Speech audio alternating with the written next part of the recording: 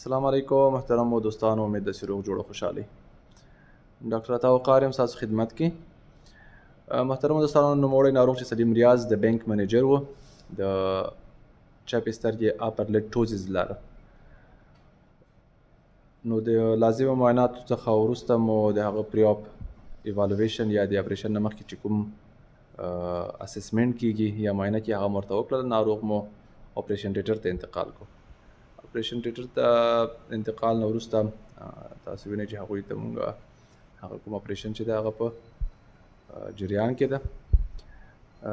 د اپریشن څخه وروسته ناروغ ته لازم هدایت وشو او کوم لازم هدایت هغه مو ورته وکړه.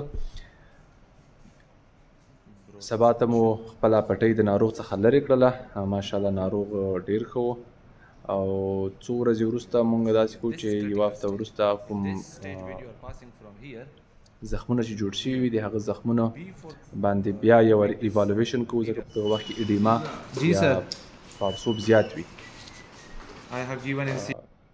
دغه د اپریشن یوه ورځ وروسته تصویر ده. هغه یې ډېر ښه شوی ده، خو بیا هم لږ اجسټمنټ ته ضرورت لري او دا مونږ یې دې لپاره کوو چې د اپریشن نه وروسته د سترګې وچوالي سبب نشي، او دا د ناروغ وروسته وروستنی تصویر ده. مننه.